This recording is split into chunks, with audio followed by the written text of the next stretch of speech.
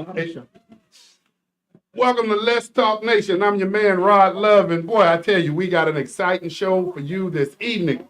I know y'all waiting for the general to come in. And the general, y'all know he's out there willing and dealing and beating some cases. So he'll be with us shortly. But man, I got my man Pinto who helped us start this What's thing going out. on? What's going All is well on? with you, brother? Man, nice to be here. Nice to be here. Glad to have you, man. And for tonight, we gonna be having some serious conversation.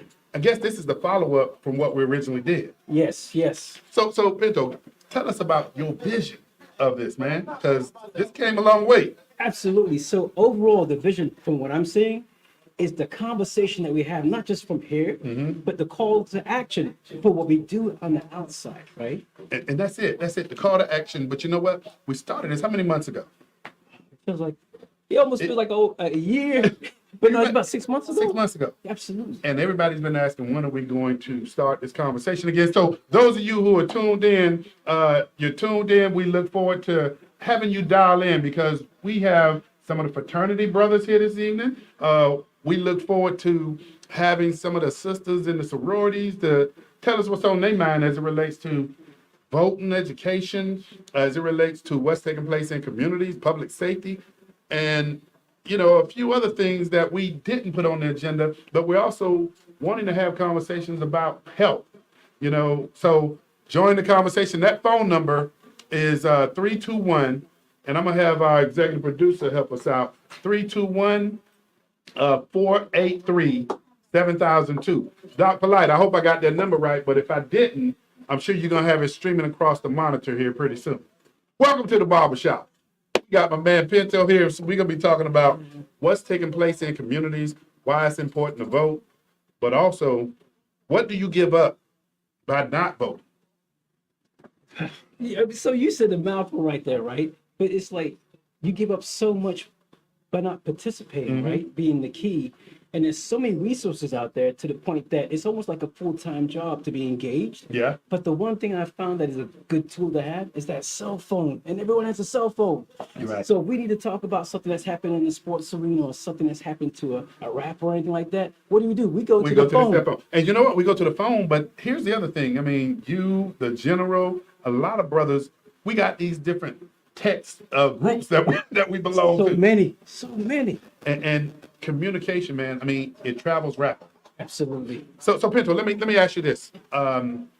We're in a state in time where you got a lot of particularly young people that's walking around saying my vote don't matter. What would you say to those young folks? Wow, that's so. When you go back, right, where you saw what people gave up, the sacrifices. You're right. To me, that's not even a conversation we should even have. So for me, the challenge is to listen, right? Because someone feels that way for a reason. But when you dig deeper, you find out that they just don't know how to participate. Pinto, you're right. Don't know how to participate, but I think it runs deeper. If the general was here, he has this particular saying that he goes into where he may just abstain on an individual, but something that he says that really makes sense to me. Go to the polls, because all politics is local. Absolutely. And I think, when you think about the seasonality of it, we just think about November, right? Yeah. But there's so many things that happen before November that happen more locally that, I think if people participate on that level, they will see the changes, right? I'm glad you brought that up, because when you say there's so many things that take place before November, first thing that comes to mind is these local races that take place that's not on the schedule with the November ballots. And when you think about it, it's like, how do you expect anything to be different if you don't participate? So think about a sport, basketball. You're right. You can sit on the sidelines, right? But guess what? You can shout and hoop all you want to, but if you're not in the game, what difference can you make other than hooping and hollering? You're taking me where I can go now, I'm because sorry, but you're taking me where I can go, because when you're on the sideline, when you see those cats that got the clean uniform, Yes. they've never been out there on the field.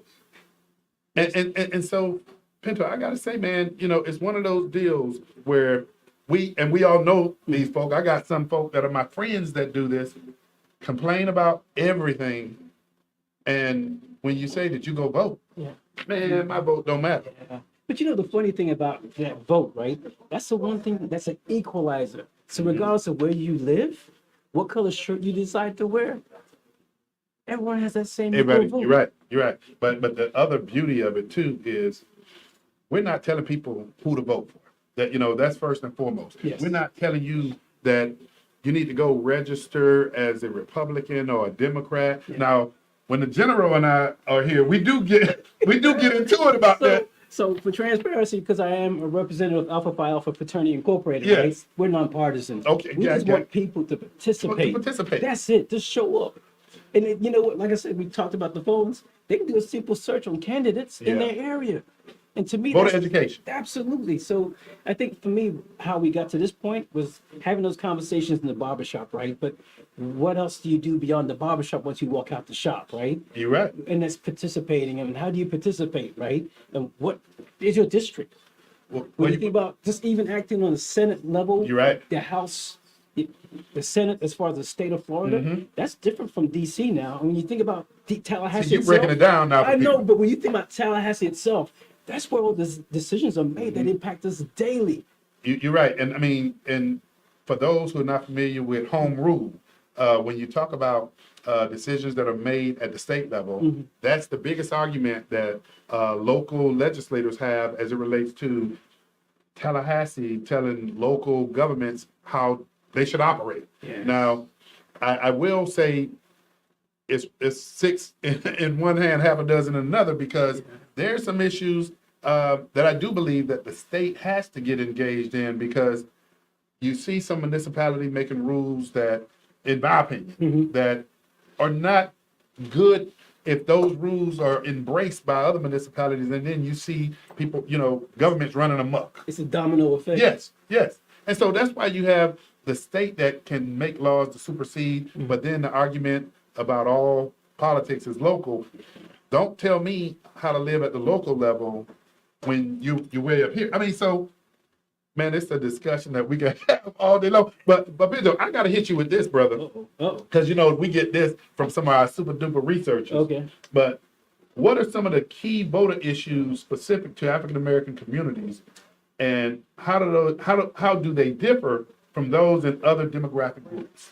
Wow. I mean, that's a great question, right? And I'll tell you, we actually did like a simple survey at the Classic one year. Okay. And we had these things ranked on hierarchy, what was important to you in the community. The number one thing was housing, Housing.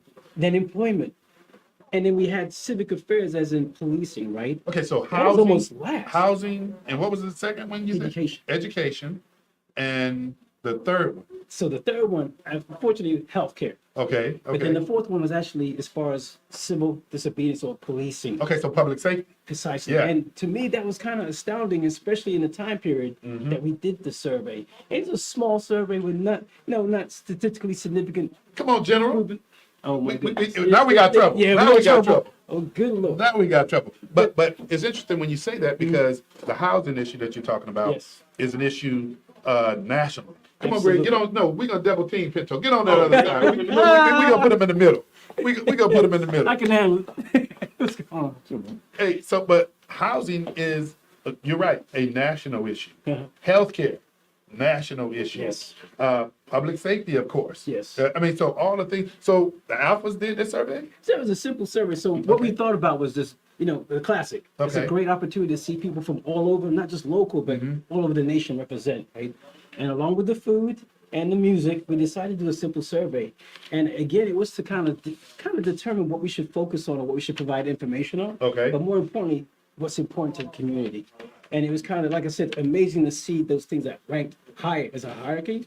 But you think about public safety, we would have thought, especially during that time period, that would have been a little bit higher. Yeah. But it was actually lower. But Pinto, I got to tell you, with your frat brother know a little something about housing himself, especially when you talk about CRAs. Oh, yeah, we need to talk about that, right? Yeah. Yeah. Hey, General, man, thanks for jumping into this conversation, man. Because he's jumping in, but normally he's leading this conversation. Yeah, but though, at least there's an alpha to lead the way, though. Listen. Hey, I like that. Yeah, I like that. I think there's some Kappas in the lobby area. No, you don't. You don't think that. You don't think so? Hey, matter of fact, I'm not sure if we have anybody in Studio A, because we got some guests in Studio A this evening as well. So, hey, Doc Polite, do you know whether or not we have any guests in Studio A this evening? See, that's what that Doc. Not yet. So I guess we may not have the folk in Studio A yet, but so Greg, jump on in this conversation, man. I mean, where you taking it though? What we were asking about the priorities as it relates to the African American community, and Pinto pointed out some of those priorities are housing, Yeah. healthcare. Yeah. We got two. Okay, thanks a lot, Mondo. Housing, healthcare, public safety, Education. and education. No, absolutely, absolutely. And I mean, as we look across this country right now, Brother Pinto, I think that it's important that we truly realize how important education is more than anything else. So it's high up on the priority list because as the U.S. begins to find itself moving back and behind other developed nations, my fear is where does that leave the next generation of young African Americans and young Americans in general in terms of being able to continue to lead this country forward from a technology standpoint, from a education standpoint, from a medical standpoint, and a lot of different things because we don't have a great deal of representation in those areas right now. Well, you know what, and Greg, I think you and I in particular, we'd be remiss if we didn't, when you talk about leadership, tomorrow, something historic is taking place in the great city of Apopka. Okay. And what's taking place tomorrow is Miss Nadia Anderson, Commissioner-elect Nadia Anderson will be sworn in. And, when we talk about landmarks and things of that nature, she should be sworn in tomorrow as the first African-American woman That's right. to be on the Apopka City Council. But in this day and age, Brother Pinto, it still amazes me that we're still talking about the first. Yeah. I knew you were about to say that. It's still still to this day. 'Cause Yeah. I think a code's about to get their first African American police chief. Yeah. But it's Yeah. still a Yeah. thing. Yeah. It's sad, but Yeah. that's where we are. I mean, we've now had a black president of these United States before we have had a black female commissioner in a Apopka or a black male police chief in a code. And those things that still amaze me to this day. But I think it's important. And I mean, we're celebrating it. But Greg and I, when we started this show, I mean, Greg, is it going on 7 years now? Almost 7 years. Bro. When we started this show, Pinto, one of the things that we talked about was we want to do things that get results, do things that make a difference. And just as we're talking about Miss Nadia Anderson, it's not enough for her to be elected in office and we sit on our hands. We're going to expect results from her. But in order for her to get those results, we got to step up to the plate too. Yeah. Yeah, and I think that's part of the participation part, right? Where you don't see too many more of the first, but you have more. You have the seconds and the thirds, and how do you get there? By people showing up and participating in the voting process by voting. You're right. Yeah. You're Just right. showing up at the polls. Man, speaking of seconds, do you realize this is the second barbershop? It is, man. It is, man. Yeah. I thought where I thought you were going with that. Where? Because there's some delicious food out there. Oh, yeah. Speaking of seconds, I'm about to go get my second plate. And she mentioned it, by the way. Wait, I'm talking about Brother Love. Okay. Hey, matter of fact, with our executive producer, show folk the lobby area, and I don't know if they're going to be able to get a good glimpse of what's going on out there, but Greg. Hey, they can see, but they can't. They can't smell it? Yeah. Hey. Oh yeah, we see some rich people out there. Hey, but also I believe we have two people sitting over in Studio A. Hey Doc, can you take us to Studio A?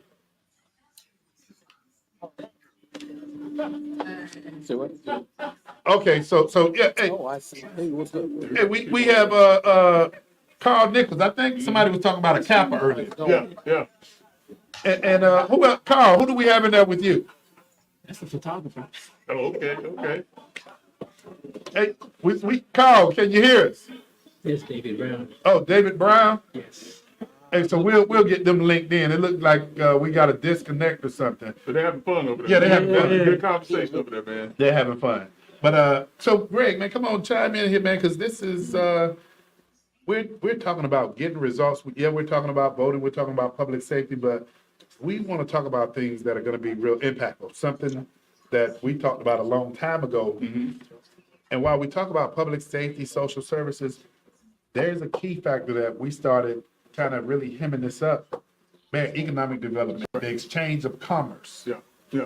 I mean, it's no small secret that the root cause of violence in any underserved community is poverty and the lack of economic opportunity. And, you know, a lot of what we're seeing in these communities is that, you know, folks don't feel that they have the hope that in 2008, President Obama was talking about, and the hope that a lot of folks that their parents told them about, and they're just not feeling those things right now. And so we have to address, like we did with the task force, we have to be able to address a lot of different issues at one time, because no one thing is more important than the Right, other. you're right. And so, you know, the violence part, you know, the lack of economic opportunity, that is something also that we have to address as well. But let me ask you a question about the task force, right?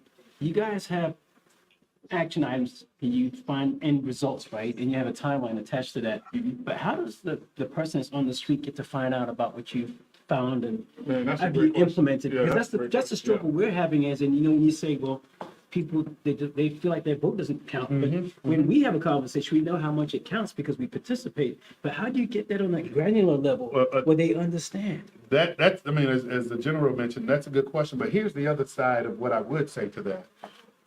You can't complain about a process or the absence of a process, and then you don't do your work to be engaged in the process. Yeah. You know, Greg and I, we hear folk engage us all the time. They come to us and say, how do I get funding for this or that? Yes. There's a process. Yeah. And you got to put the work in to learn, to be a pupil of this system. Yeah. But here's the other thing too, though, and that's a great question. How do you let people know what's going on? You have to create a platform a lot of times to let people know what's going on. And today, in our society, it's so easy to connect to the rest of the world. Yeah. You know, back when we were coming up, I was thinking about this just the other day, because I think I know that we're all in the same time frame. And I was having a conversation with one of my young mentees, and I was saying, you know, in today's society, everybody wants things to happen like now. And I was talking about, you know, when I was growing up, you know, if I met a young lady, and I had to call her, number one, I had to wait till a decent hour because I couldn't call her house at a certain time. Number two, when I did call it, we weren't calling on cell phones. And so you couldn't call them immediately. You couldn't have instant access to them. Number two or three, we didn't have email so that we could send them an email and get a quick response back from them. Remember basic training when you went and waited for mail call, and it was 2 weeks, 2 weeks between the time that you would get a letter sent to you from the letter that you wrote. One call a And week. so, yeah, one call a week. One call. And so That's Saturday. and so now we have in front of us a platform that any one of us can access through social media where we can get messages out. But the thing about getting the message out is that we have to also be connected with other people. So if our circle isn't as big, we can connect it to other people. So we have like branches that are reaching out. But that's the biggest thing. That's how this platform got started. And that we wanted to create a platform to reach people in a certain area about an issue that was taking place in the community. And as this platform started to grow on that small scale, other branches started to reach out to people in other areas saying, hey, you know, when we went to Jacksonville and talked about CRAs in Jacksonville, and we had people from Brevard County saying, hey, I heard y'all talking about CRAs. Can you help us? And those branches have started to grow from creating or taking advantage of these platforms. Pinto, he's being modest because, see, Greg started having folk reach out to this platform from Colombia. You know? Okay. So, I mean, That's another conversation.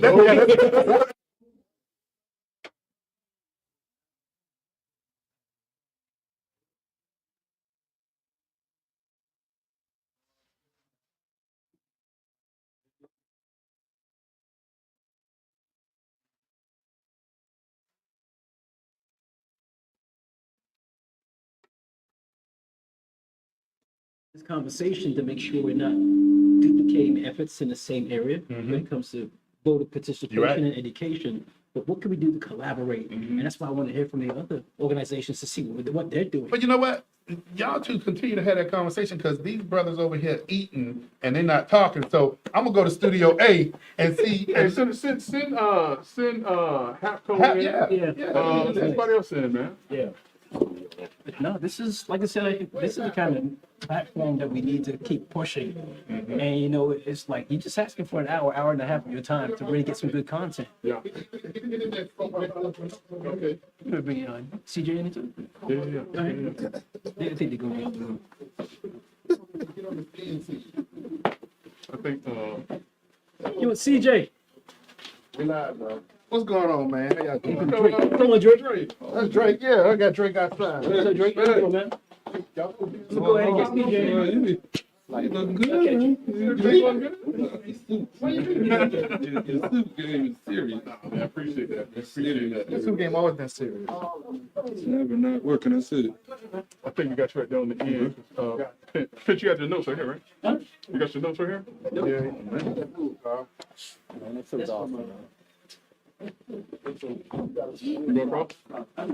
I get CJ too. All right, shoot out. Somebody online at the same time.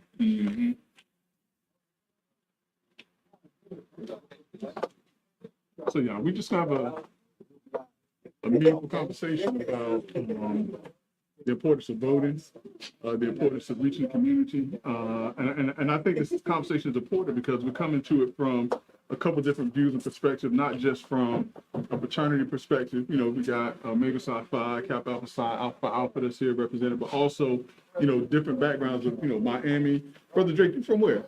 Gary, Indiana. Gary, Indiana. Brother CJ, you from East Alabama. East Alabama? East I'm Alabama. from Talent. So I mean, just not just organizational, but also demographics, what we see, how we came up with different things like that. And so let me see if they want us to get started just yet, because I mean, we could probably get the conversation started right here, and then we can throw it back over there. Let me just see what they do real quick. What city? East Alabama. Phoenix City, Alabama. Oh, I know where it's at. Okay. Right next to Fort Bliss. Ironically, I got a large amount of my cousins from Gary. Gary? Okay. Gary, East Chicago. Okay. Oh, man. Yeah, so. My father's from Mobile, Alabama. Oh, yeah? Yeah, so I spent a lot of summers as a little kid in Mobile, Alabama. Yeah, that's what they, so ironically, when I was a kid, that was when everybody else that lived in the quote-unquote cities, Yeah. they would come down to Alabama. And then by the time I got to middle school, they started sending us to New Orleans, Atlanta, and then eventually South Florida. I was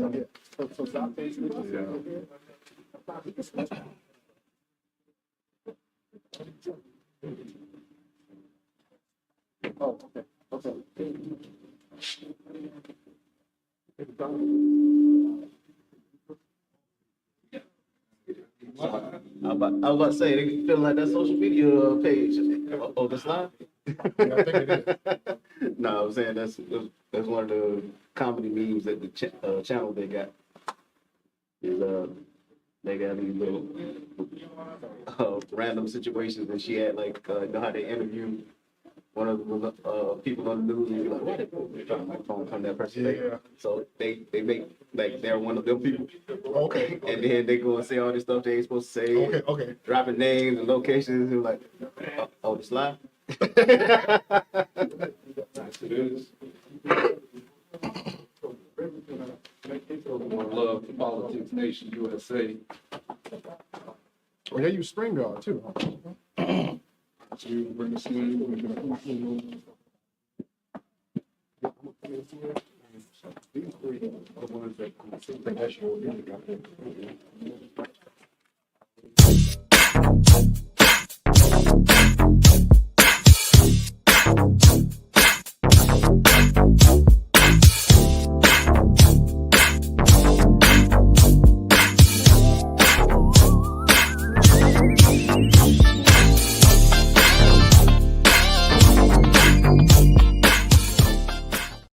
Now it's just gonna be me and you.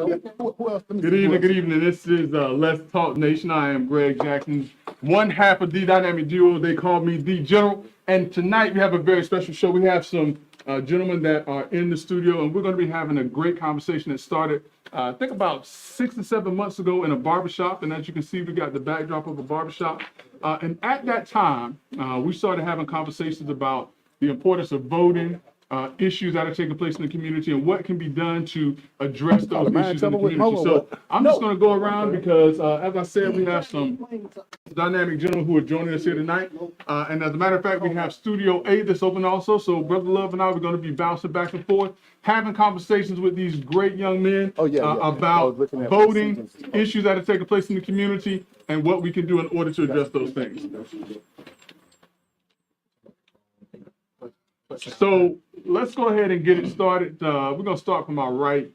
got a good brother from the community. I ain't seen this brother in a while, but I know how hard he works in the community. Brother Russell Drake. Brother Russell Drake, introduce yourself to the folks tonight, man. Hey, good afternoon and good evening to everyone out there. First, one love to Politics Nation from the great journalism and work that you continue to do in the communities, locally and around the nation. Just letting people know, giving a platform to people so they can hear you.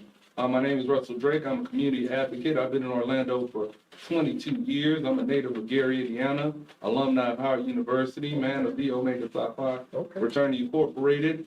I'm very civically active in the community, also the founder and CEO of Build Black Daily LLC, where we're building Black Daily economically, socially, economically, and civically, to keep economics at the forefront because nobody else does.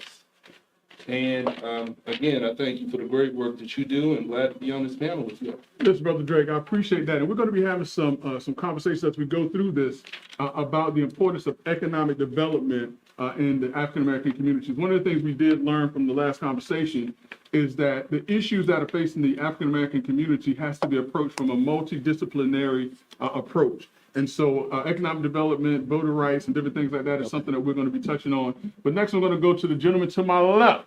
Young brother, he is joining us. He is coming all the way from Alabama, but he is now here in Central Florida. Brother CJ Battles. Brother CJ, introduce yourself to the folks. Hey everyone, CJ Battles, system engineer, working in the aerospace industry here in Central Florida, graduate of Tuskegee University. Much like just trying to be an active citizen and just contributor of wherever area that we're living in because I believe in being active and it's all about doing more than just for self. So we're just trying to crank out the awareness of a lot of the important issues. I know we get busy on our day-to-day lives and it's a lot of things that need to be brought to our attention that we don't often see as put out there as prominently as some of the other entertainment and distractions. Click the issue that they normally hide, or I won't say hide, but they just don't put to the forefront of things that need to be brought to our attention. So, especially coming into this very important election year.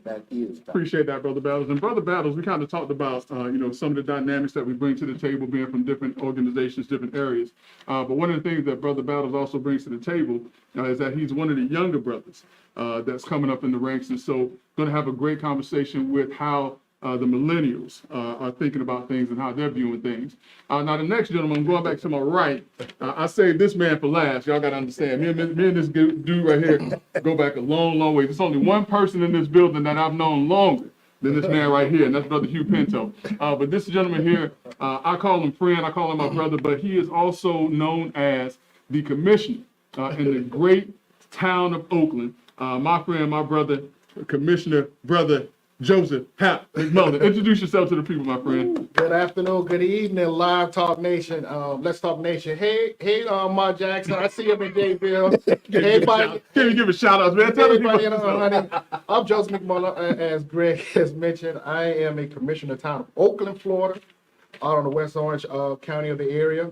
And I'm just happy to be here so we can talk about politics and make sure talk politics is a 365 conversation. You know, we've already been discussing some of the things of what we're trying to do, what we're trying to keep alive, and just, we got some community advocates here, and we really just want to keep the conversation going. A little bit about myself, I'm a graduate of Florida University. I'm also a pharmacist for an insurance company, and then I run a nonprofit called Hapco Music Foundation, that's giving back to the kids to keep them engaged in arts and education. So I thank Rod and I thank Mr. Jackson, Attorney Jackson, for having us here today. And let's get to it. Absolutely. Listen, again, I appreciate you, gentlemen. As you all know, I am the General Attorney Greg Jackson, and we're going to get this conversation started out. We thought this thing out. We have some questions that we brought up, and one of the questions that we're going to start off with, and let me just see. Hold on. I'm gonna do a plug. Brothers, this is refreshing. They got the cigar lounge next door. Yeah. And so one of the questions we're going to start off with today, and Brother Drake, you probably are going to jump on this question here, all right? But what role does grassroots organizing and community mobilization play in increasing voter turnout and political representation in the African American communities? Yeah, that's a great question. First, shout out to all the grassroots organizations locally and across the nation that do great work. They're very instrumental in helping bring out the Black vote. Without our grassroots organizations, you don't have people who are in touch with people and let them know about issues. See, people can know everything, but nobody cares how much you know till they know how much you care. That's right. So our grassroots organizations are right there in the communities every day. They're not in it for the moment, they're in it for the movement. So we're grateful for great groups out there like Equal Ground and so many others who've been on the ground, starting at the grassroots of it all. And it's important that they remain at it and that we fund them. So many of them are working with money that they get out of their pockets from their friends and their families, but we need to pour money into them. These resources help get the word out. I was at a meeting this Saturday when they said it takes 2 cents to get a text message out to each person they're trying to reach in the community.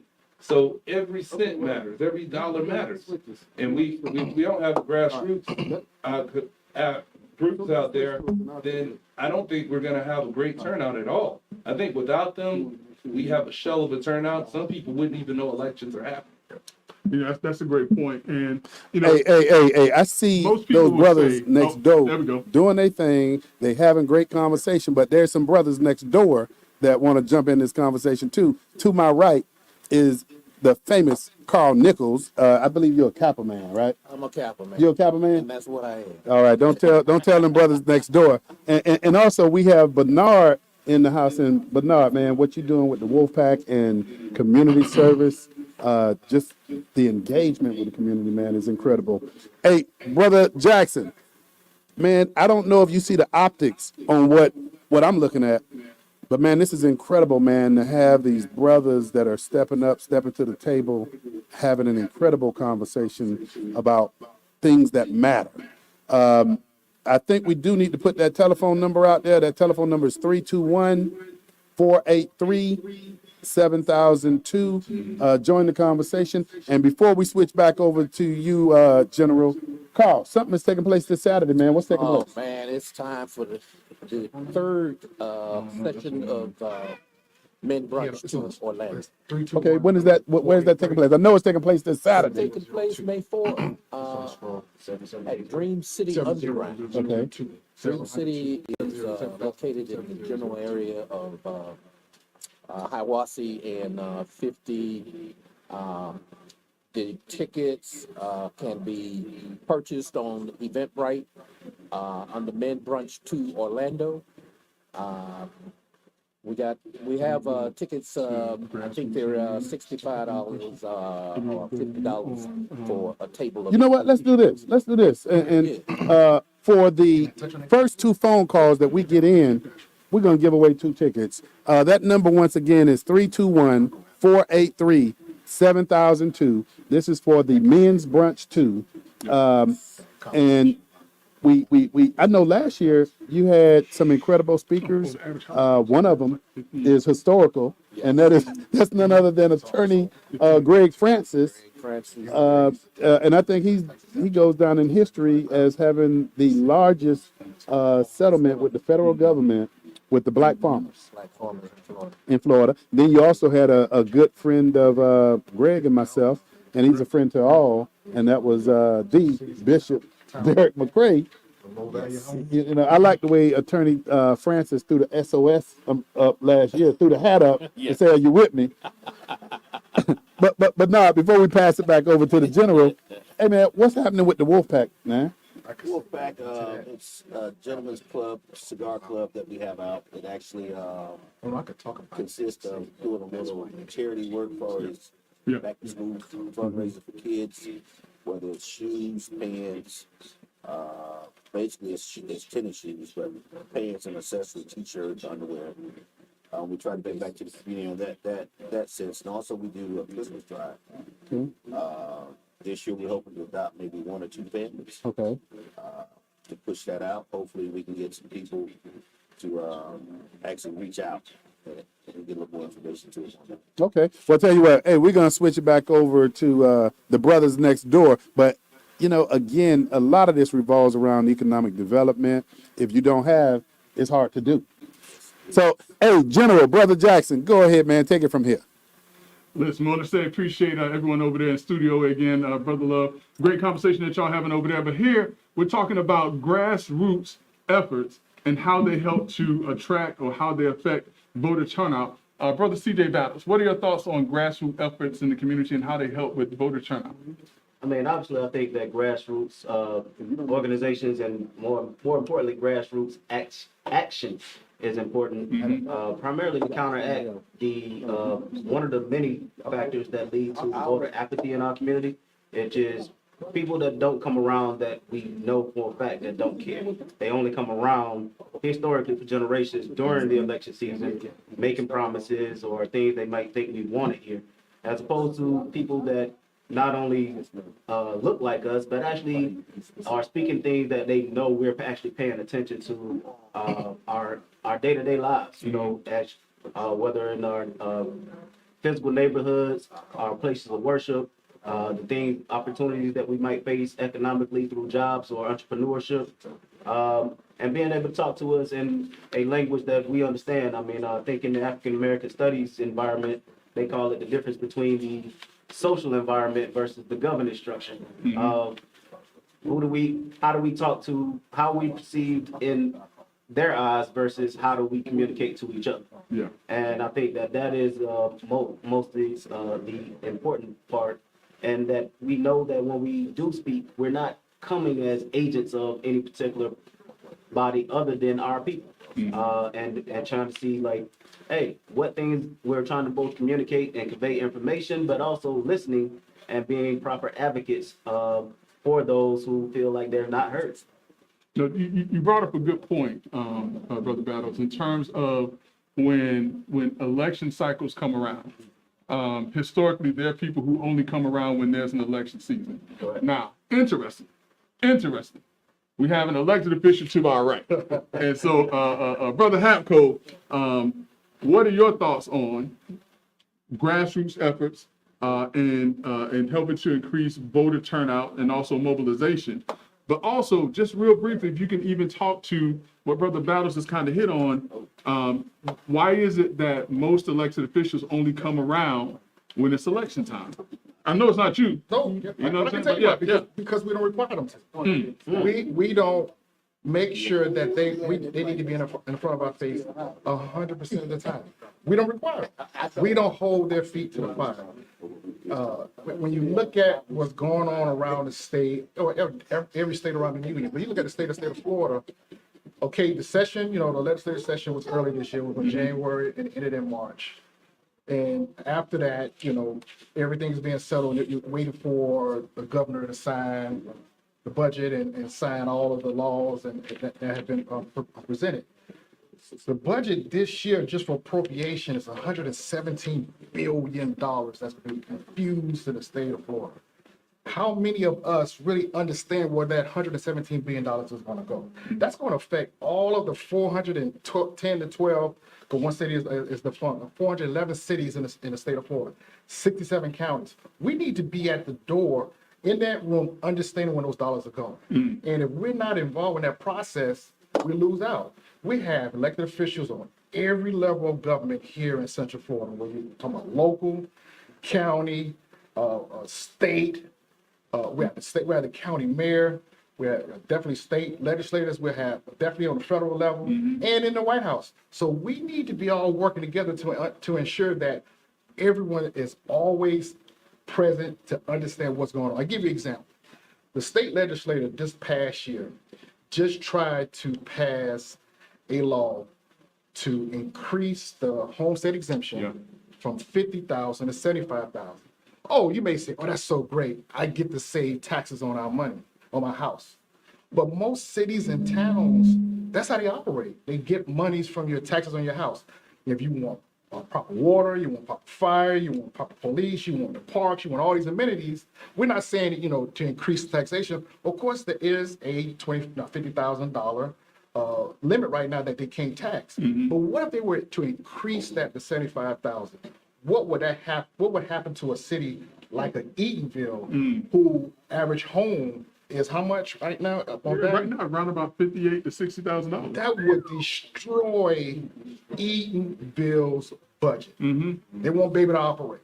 So I'm not saying that, we want to increase tax, but keep it where it is, and then try to do what we can to infuse more into these cities and towns. That's a lot that happens in Tallahassee that is pushed down to the cities and towns as unfunded mandates. And we need the Drakes of the world to come and be a part of those conversations, because us as elected officials on a local level, we can't carry the message by ourselves. Yeah. But if we have a team, an army of people coming alongside us to be able to go and speak to these legislators locally and in Tallahassee on a regular basis, we will move that needle. So that's why they are very valuable. I can't do it by myself. Yeah. I can talk about it. Yeah. I can talk about it here. I can talk about it at the barbershop. I can talk about it all over. But if we don't have the arm, it's only 160 legislators. And there's thousands of people that can go in front of these people and say, hey, no, we don't want that. No, we want this to come towards us. And it's a balancing act, but we have to be present. They have to be present. No, that's a great point. So what we're going to do is we're going to throw it back over to Studio A, see what they're talking about over there. And when we come back, gents, we're going to be talking about how do we engage young African-American voters. So we're throwing it back to Studio A. Dr. Light.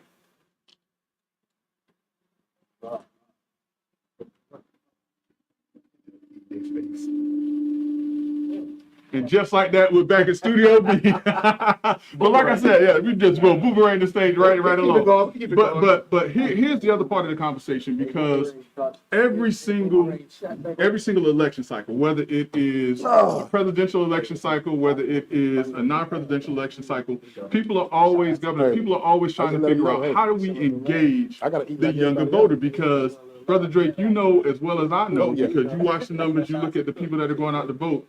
What's happening with the super voters right now, Brother Drake? The super voters are passing away. To be honest, super voters are passing away. Our 60-plus generation's been carrying us in elections for the last 6 decades, many of whom labored hardly to get the right to vote on a consistent basis, and they know the value of it more, so that a lot of them are passing away. We do have stalwart individuals left who mentor both of us, or all of us up here, the likes of Sister Earlene, right? That's right. Who taught many of us. But a lot of the generations fading out and not able to do it. You talked about how do we reach the current generation. I think first it's about letting them know the importance that the vote really matters. So many people are dejected and feel like it's not mattering. Things are changing. They're not seeing things up front. And we have to let them know how politics is affecting them every day. Yeah. And I mean, at the base level, where it starts in schools, where it starts with how much they're paying for their rent and why the rent keeps increasing, why they're going to see some drops in different interest rates this fall and how they're going to pick back up. We have to let them know about that. It's literacy. Really, literacy is the problem of it all, right? I mean, and we know we're financially illiterate overall, but just literacy, people aren't reading. And we got to get people back to reading so they can understand. They don't know what those bills, what those what the things mean at the bottom of the ballot. I mean, if you look at them, I mean, there are amendments that come out every year. People don't understand them, and they're impacting them. And I mean, I just looked in a COLE, there were like 12 amendments on. And so these are very imperative that we read them, we comprehend them, we break them down, because there's some pros in there, and then there's some cons in there. And people are getting conned all the time. Hey, I think Brother Drake is on point, but I want to make sure that we, you know, as everybody can see, I went to get me something to eat, and I don't know what part of the conversation I missed. But it's important that people vote. It's important that they do the research. I think what is less important, and this is just me talking, Rod Love talking, is that we're telling people, we're not out there telling people who to vote for and what party to vote for. I think it's important that we tell people to vote your interest, vote your family's interest. And when we do things such as that, we're impacting communities. When you vote your interest, when you look at the candidates, when you do your homework, I think that is what pays dividends for us. So, you know, Russell's on point. And I see the audience that's sitting in there, you know, when we talk about Hap being a sitting elected official, he understands policy and processes. But what really impresses and inspires me is Greg and I used to drill young cats about not being hungry enough for information to participate in the process. When you see this young cat over there, CJ Battle, Every time something happens, I look at my phone and it goes off, and this brother sending information, whether it's the city of Orlando, whether it's Orange County, whether it's something taking place nationally. This is a brother that's studying the process, and that gives me hope for tomorrow. So, hey, brothers, these are the kind of conversations that we have to continuously have and not get tired of having. And we got to do a better job. General, you spoke earlier about the platforms that we have available to us. You spoke earlier about the networking. And I can't take any credit away from Pinto, man. We started this barbershop conversation, man, almost a year ago. That's where people go and sit down and talk about the nuts and bolts of life. You know, paying the rent, how high those utility bills are, everyday life. But we have to have that conversation, not just about the social services of it all. We got to have those conversations about the economic exchange of commerce so that we can afford to do it. And the impact that it puts on our community. It's impactful, you know, to get people moving, not just talking about moving, but actually moving to vote on issues that they're aware of. You know, that voting card, when you get it on at the voting booth, there's a lot of rigmarole in there that a normal person really doesn't understand. We got to be guarded. We got to be guarded. And Bernard, here's something, and Greg and I, Doc Polite, but I do want to hear the conversation from the brothers next door, because we got to hold our policymakers accountable. And here's a good example. Out in California, we know the cost of living out there is expensive. We know that. But the impact that is taking place on the legislature raising minimum wage for fast food restaurants to $20 per hour. You see businesses closing down. You see a move toward automation. That's impactful. And I don't know that you got Chipotle, you got Burger King, McDonald's now that are talking about making a wholesale change to automation or shutting down certain restaurants so that their shareholders can get the dividends. And I don't want to get into the profit over people thing, because there's a difference between stakeholders and shareholders. Right. But hey, this is the kind of conversation that we got to have. And so, General, what them brothers over there got to say about this conversation?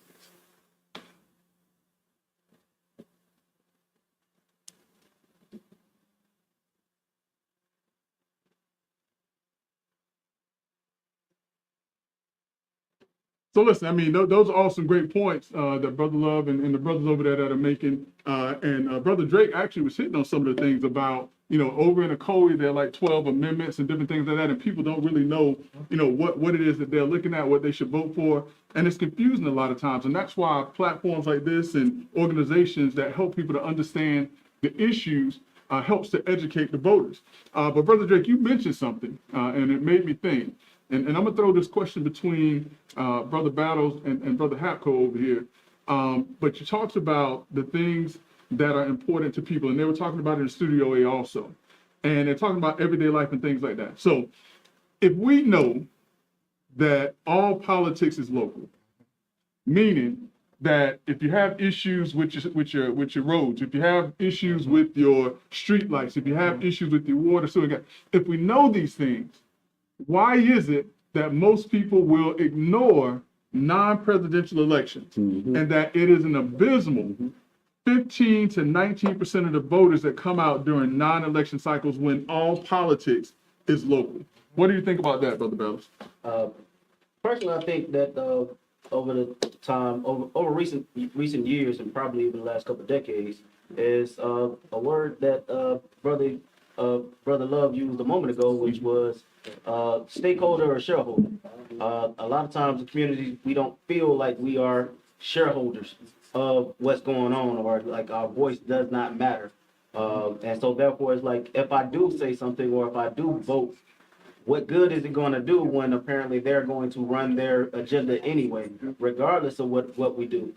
So therefore, it leads into that lack of, that increase in empathy. And a lot of times, and then you got that additional part of, when we hear the word politics, we think of lying and machinations and being manipulated and led on to, when in actuality what we need to be focused on is the governance part of politics and understanding what is our government supposed to do for us and what role do we serve in making sure that our government is functioning in the way that it's supposed to, because ultimately, I mean, we can go into all different analysis, not only analysis, but analogies about when to show up and how to show up.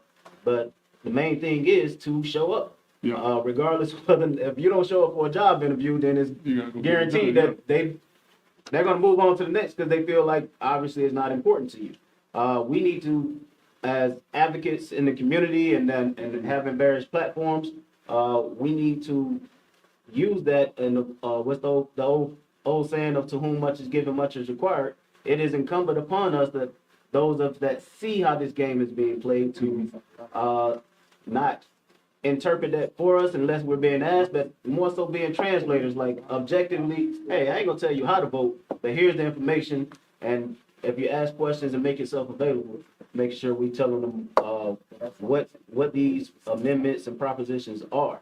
Because when we don't show up, obviously they're gonna just run roughshod, and we're gonna get, I think the other analogy was, if you don't decide, it will be decided for you. And that's what happens when we don't show up. And especially in these off election years, is when a lot of times it's when your tax-based bills get passed or put on the ballot. A lot of your school redistricting, which impacts not only education, but also your real estate value, are put on the ballot. When they're put on the ballot, or the people that are going to vote on those things are on the ballot. And we look up and we're like, why are they doing that? Well, that decision was made 2-3 years far in advance. And by the time we figure it out, that it's already in motion, and there's not a whole lot we can do about it. So that's my observation on it.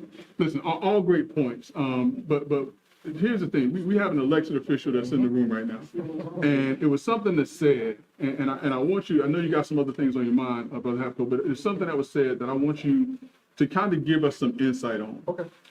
But every time an elected official runs for office, I'm certain that they have certain things or certain issues that they want to address.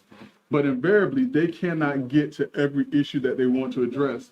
How is it that you balance between what it is that you want to address as issues based, or in comparison to what the community or what individuals around you who don't understand the political process wants you to do? So that's a good question, and that's a topic that I really want to touch on. When you look, like I mentioned earlier, there's 160 legislators in Tallahassee. It's thousands of people around the state. And when you bring it down to the micro level, you come down to the local level. There's only but so much you can do, but you got to leverage those who the Battles and the Drakes. If there is something that's important to me, if I have 3 or 4 topics that's important to me, I can push that. But I'm going to listen to my constituents and say they have another 3 or 4. My job, honestly, Greg, my job is to empower them. I tell people in a minute, I can't do it all. If you want something to be done, tell me what you can do, and I'm going to bridge the gap. It helps me to move the needle if I can have you out there doing that work. I can't come knock on your door and do everything for you. I'll give you a quick example. I had a resident that was real upset with our town. And he was stating that, see that area over there, it hasn't been developed. He said, how come that corner hasn't been developed in all these years? And I broke it down to him. I said, the reason it hasn't been developed, because the development that when it was trying to come to us, that development got no's. They wanted to bring apartments there. They wanted to bring a fast food restaurant there. Did you want that there? No. So we told them no. I said, but you want to bring a restaurant. I said, why don't you come and bring your idea to the town and present it and speak to one of the landowners? So it's all about being present.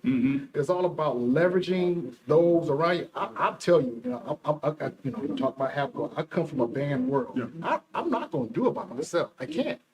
I'm not going to do it by myself. But if we have people like these 2 gentlemen out here discussing certain items, like I mentioned when I first started talking, I know what I want to do, what I can do, but if they do some lifting, my job is to either find the resources on the local level, on the county level, or the state level, or the federal level. Because if they got the passion to do it, and if the town and cities and the areas say, yes, we can do it, but we need your help, it will make it a whole lot easier for all of us. There are some politicians that want to do Hey, it all. Doc, we want to But chime in. you don't have, you have to be able to say, hey, I can't do it.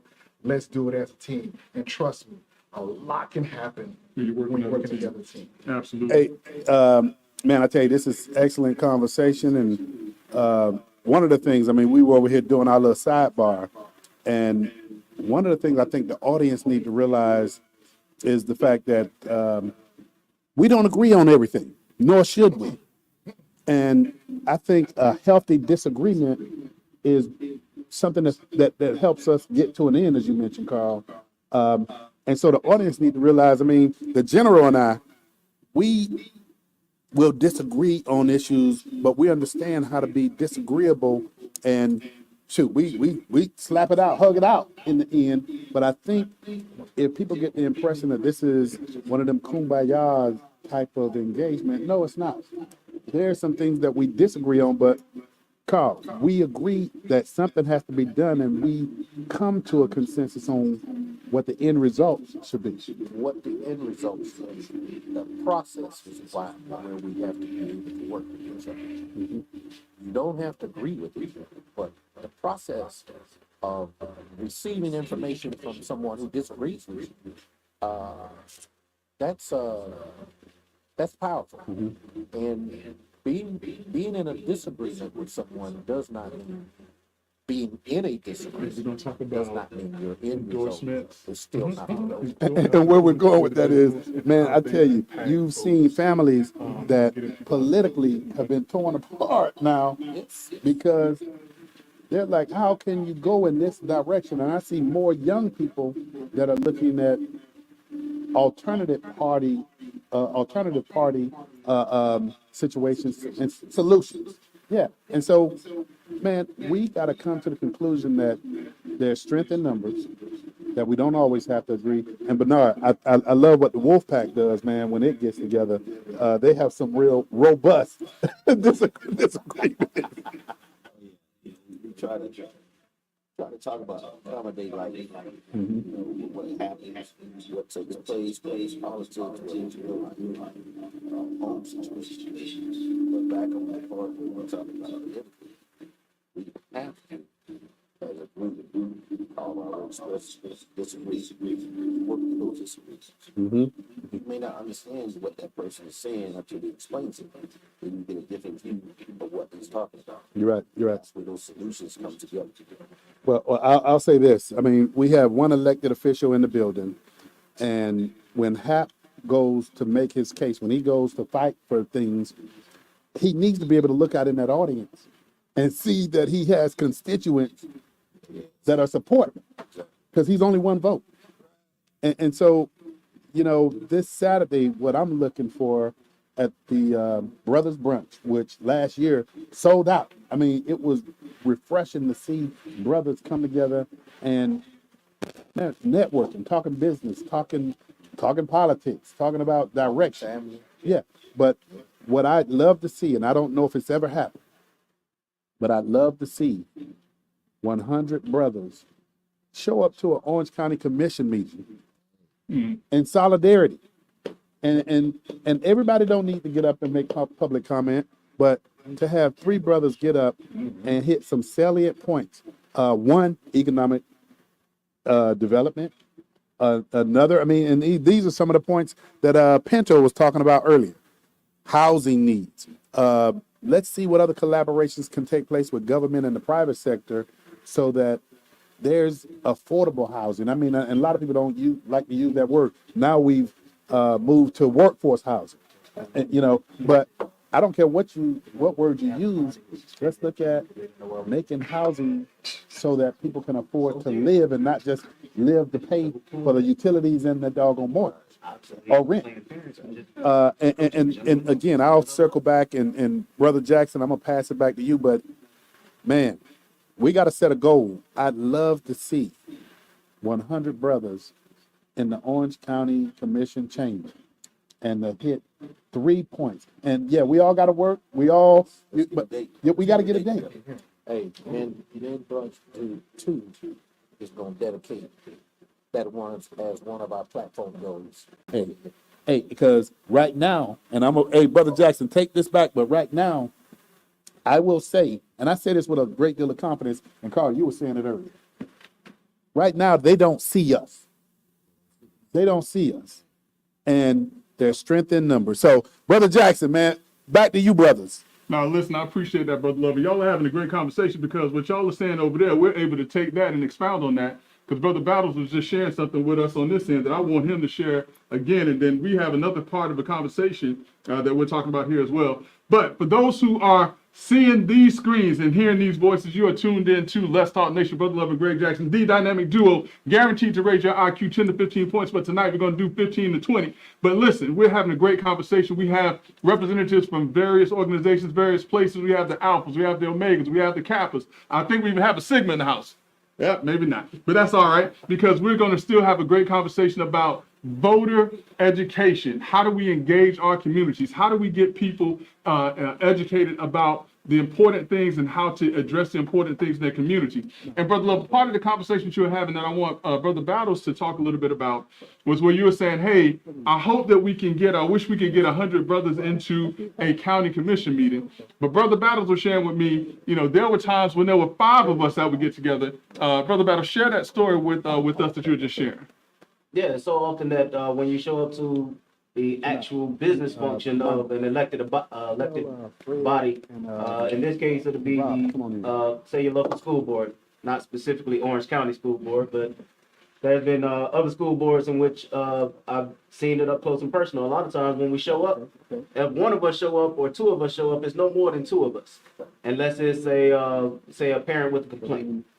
So there's been times where we would take just 5 brothers in business casual attire with no agenda, just sit in the audience. Half of the time they would suspend the agenda because they didn't know why we were there. Like, our presence speaks volumes. But when we don't show up, hey, it's business as usual. Yeah. It is unusual for us to show up in more than numbers of 2 or 3. So if we can just get 10 brothers to show up to Orange County Commission meeting, especially when they're talking about the budget. I mean, all across a lot of times when you're living in, say, a top 40, top 50 city in the United States, a lot of attention gets put on the mayor and city council. But they don't realize that the county is the one that when the federal government gives money, they distribute it through the counties, the state, and then the counties. And that's where a large portion of hundreds of millions and sometimes billions of dollars get disseminated. A friend of mine that's in Georgia, he went to a county meeting, and in 20 minutes, I think just $990 million was spoken for in a 20-minute meeting, and they called a session and went home. Meanwhile, when we go to, we get together and we can all relate how we've been in times where we support civic organizations or youth organizations, and you spend an hour and a half trying to figure out how we're going to raise $2,000. But meanwhile, you got programs that are allocated in the budget for those programs that we don't know that are there for us to lobby for. Yeah. Now, Brother Drake, you've been silent for a little bit of time, and Brother Battle said something, and I think the way that we met about a decade and a half ago, Brother Drake, was just trying to be more engaged in the community. And he said something that resonated. He said that our presence speaks about our volumes. In your capacity, and in the work that you do, and in the work that you've done in the community, what place do you see the old school type of protest movements do they have nowadays? Or is there a better way for African Americans, for people to galvanize, to have their voices heard so that their presence does speak the volumes that Brother Battles just spoke about? First, I've been enjoying the conversation and getting all this wisdom in both rooms. Yourself, Brother Love, y'all put something together that's wonderful. We need more platforms like this. And if people are out there, please share this, repost it, send it out to friends, because These are the dialogues that need to go viral. Yep. There need to be just, somebody fighting or doing something ignorant. These are educated brothers who are working every day to help the community. To your question about the cultural protests that I think stem back at least 100 years, I think they're still relevant. It brings people together from a lot of different walks and people learn from it. And I think people should walk away knowing that this is your fight too. This is your issue too, and you're welcome. And so often people don't feel like they're welcome, but letting people know you're welcome to this.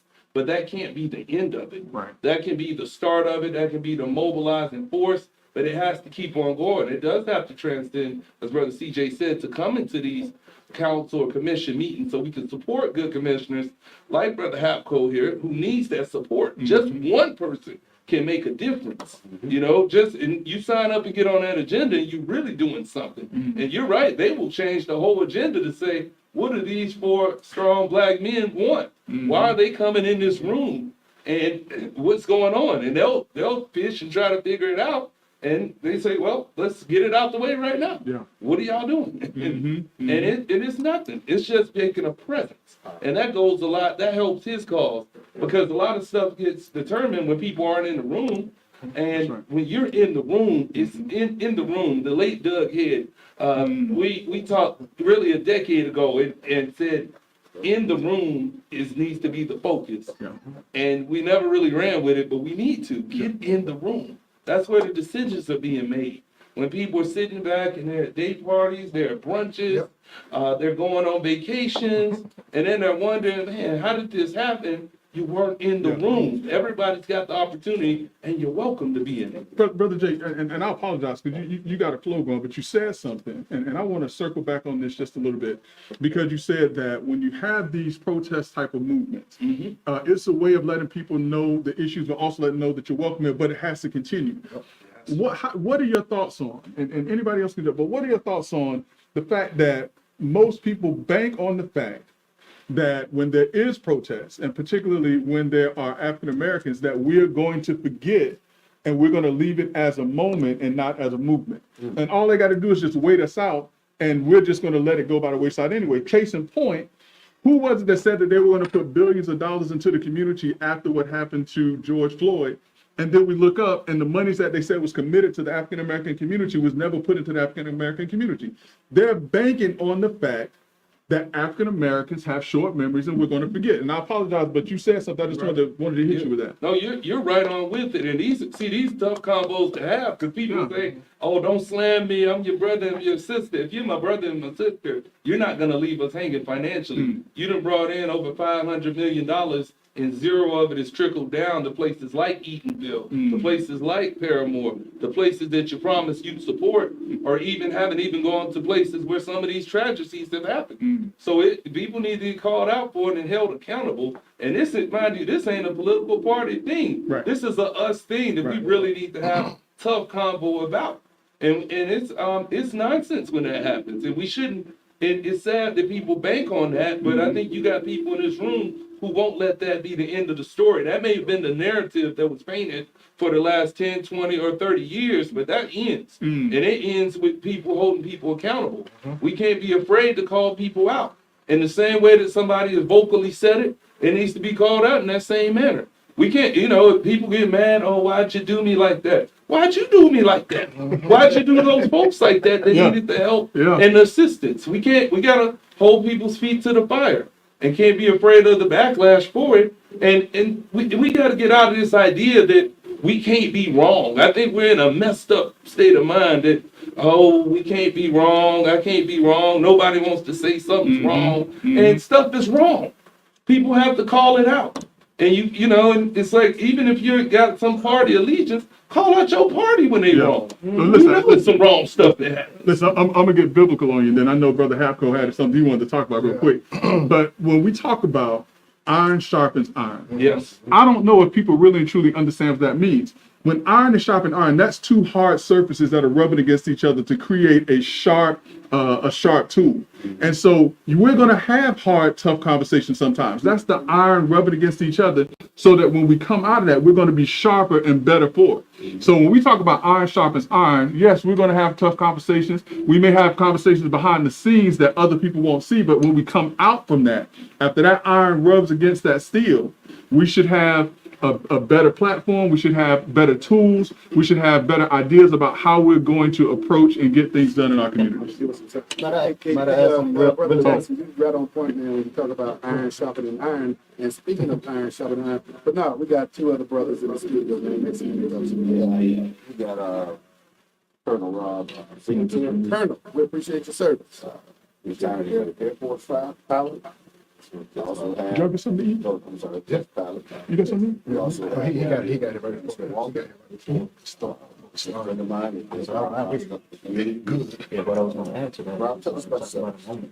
So I am, not even 5 years ago, we just went through all that shutdown protest in response to George Floyd, in which we got all this empathy and commitment and no follow through. But then not only did we not get the follow through, look what one of the bills that just passed in the legislative session recently, where they not only took away DIE?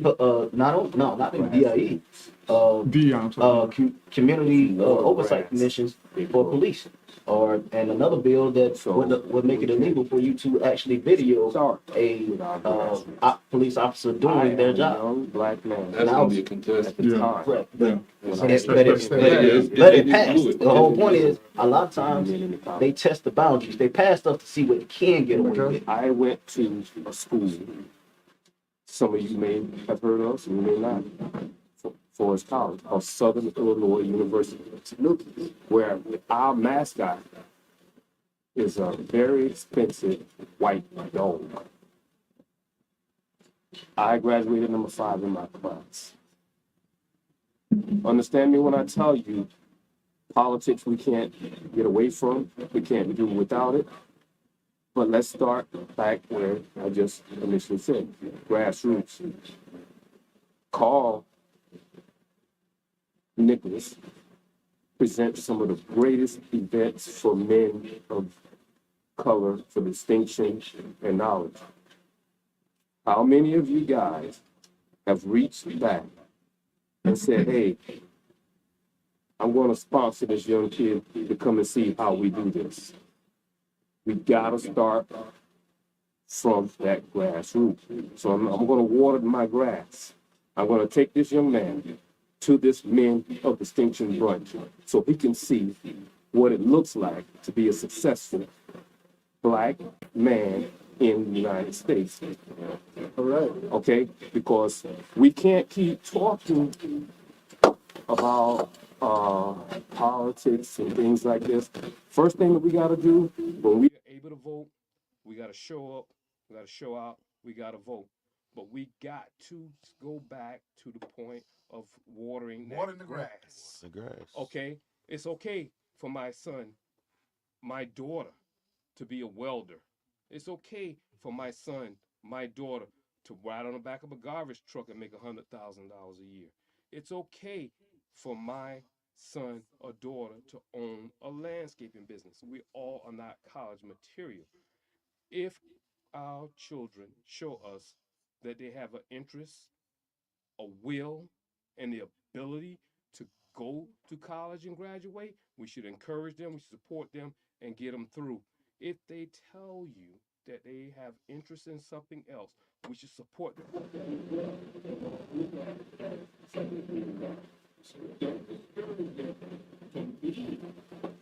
That they can achieve. Let's water that grass. Water the grass, Fred. I don't know how you're gonna top that, man. Water that. Yeah, you're right. You're right, Mr. Love. I don't know how I'm top that, but my name is Frederick Walker. I'm a 9-year veteran from the United States Army as well. Didn't make it to retirement, but as Bernard introduced myself, I am big on community service. I'm an old country boy from back in the country state of Georgia. And I'm one of those type of guys that really believe in that we as of men of Valor D Days, Black African American men. I think it's very important that we become more mentors.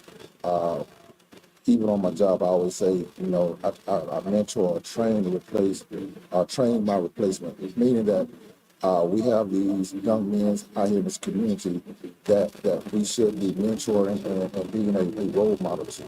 I know that we may not be with all of them, but I think if we get out there in the community and lead by example, we can save a lot of these lives that we are losing out there. So I'm really big on community service at Bernard State. You know, that's one thing I try to bring to our my Masonic organization along with the Wolfpacks. Is that we get out there on those streets and we grab those young men by the hand and teach them the way. We're not perfect. We don't expect them to be perfect, but I think I heard earlier something saying iron sharpen iron, right? So we got to teach them how to sharpen iron as well. If we don't teach them, we cannot expect them to know how to sharpen iron. All right. So that's my story. I really love what I'm hearing right now. I'm glad to be a part of this conversation. Hey, and thank y'all for being here. Thank you for it not being robbery of your time to be here. Bernard, real quick, we're going to pass it back over to the general, but when does the Wolfpack meet? Wolfpack meet every second and fourth Tuesday at the historic Cigar Lounge, which is actually 321 North Ronald in Longwood, Florida. Again, that's every second and fourth Tuesday. Is there a link or anything? Next time, for folks who want to get in touch with. Let's do it next time. What I normally do, we put it out on our platform, which is IG. Okay. You can tell people your And IG. also personal. Okay. So personal IG is Noble_B12. Got to get you all the information, which I try to put out once a week. Then with any events dealing with smoking or smoking cigars or general information on trying to do some type of significant work. And what I want people to know is that the Wolfpack, they get together, and while it's a social club, you talk about issues. We talk about daily issues. And that's what I love. And you got representatives from the Wolfpack here. Yeah. And fellas, y'all did a great job. We're going to look forward to seeing you when we are able to marshal 100 black men to go sit in the commission meeting to be represented. So with that being said, because the clock on the wall tells us we got about 5 minutes, I'm going to pass it back over to the general and them fellas over there. Hey, brothers, I have appreciated this evening, appreciated this brethren that we put together, and we're only going to make it better and larger. Appreciate y'all. General, back to you. Great conversation. Appreciate that, man. A great conversation over there in the other room. And I heard you loud and clear, Brother Love. Sound like we got 5 minutes left, so we're going to make good use of this time. But again, we are Let's Talk Nation, Brother Love, Greg Jackson, the Dynamic Duo. Tonight, we are having a great conversation with some outstanding gentlemen from in the community. In the room with me right now, I have Brother Drake, Brother Hapco, Brother McMullen, and Brother Battle. And we're talking about getting involved, getting the community and things engaged in what's taking place in the community. Brother Hapco, there was a conversation about budgets and about how do we get money to do certain things in the community. From your perspective, from the level that you sit, how do you get those things, or how do you address budgeting from your perspective? So I'll be real brief. In the state of Florida, every city, town, and village must pass their budget by October 1. Every city and town and village. So the next few months, you're going to start seeing all the cities and towns and villages start talking about their proposed budgets. And then when you start getting into August, you're going to start seeing some of those proposed budgets. In the month of September, you're going to actually see some hard numbers. And like what Brother Battle said earlier, you have to be in those rooms. When Drake said you have to be in the room to be able to present some opportunities. We know some of the largest cities have millions of dollars to give out to social services, give out to community organizations. But I will flip it. You got to have a plan. You got to have a program in place. I know we've seen a lot of these sports kids, and it breaks my heart when I see a football team on a corner with a helmet trying to get dollars and, people throwing coins into their hat, into their helmets on the corner. But if they're within a major city, those program administrators should have a plan in place and present that to those cities and towns so they can say, hey, can you help? Like I mentioned about me earlier, if I can't help, if I can't bring the dollars to you, I'm going to leverage that with some outside support. So listen to what I'm saying. Every city and town and village must pass their budget by October, a balanced budget by October 1st of this year. So start going to those commission meetings on a regular basis and start listening where those monies are being appropriated.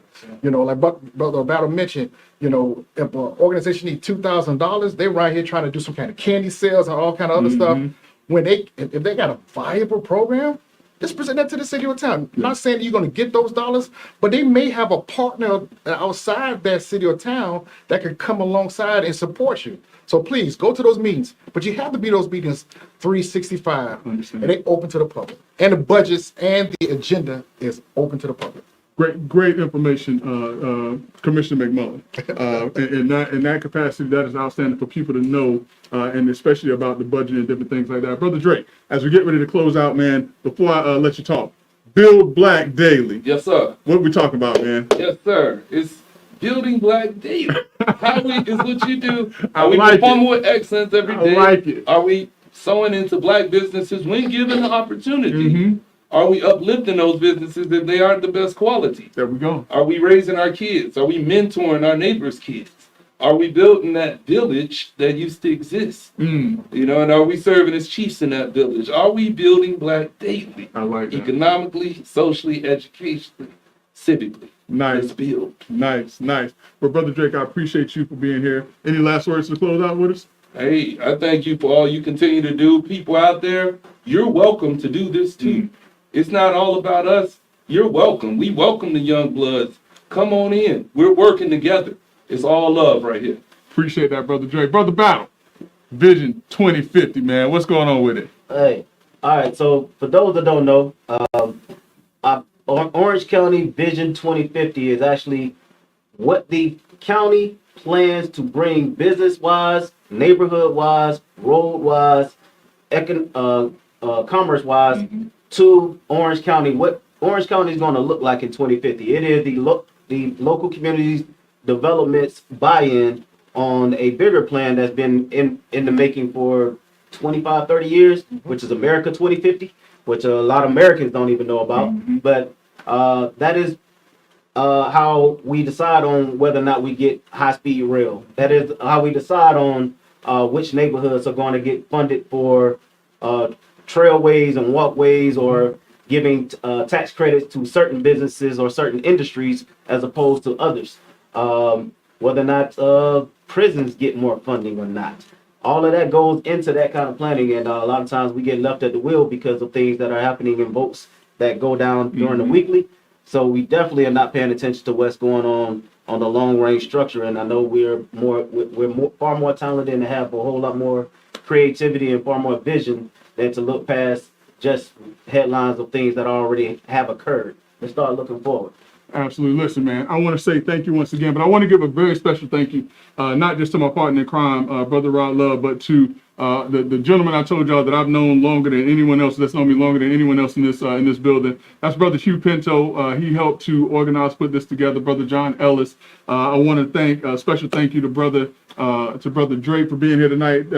We found it not robbery that you didn't find it robbery to be here to spend some time with us tonight. To Commissioner McMullen, thank you very much for your expertise, for your institutional knowledge, for sharing with us what you know. And to Brother Battles, thank you for sharing with us what you know also, for being that young voice that I personally feel a little bit better, Brother Drake and Brother McMullen, knowing that we have a Brother Battle that's out there that's going to be carrying the torch. And so thank you to everyone that has joined us tonight. I know I didn't get all the names, Brother Carl, Brother Bernard, the other gentlemen that were in here speaking. And also thank you to the caterer who brought some fantastic food. I'm glad that everybody got a chance to participate in that. But with that said, listen, tonight was a great night. And I don't see my buddy Rod Love, because if I did, he'll be telling me right now that I ain't got to go home, and I tell him, but you got to get out of here. So until next time, it's the General, Brother Rod Love. In his absence, I'll say it was great seeing you, everybody.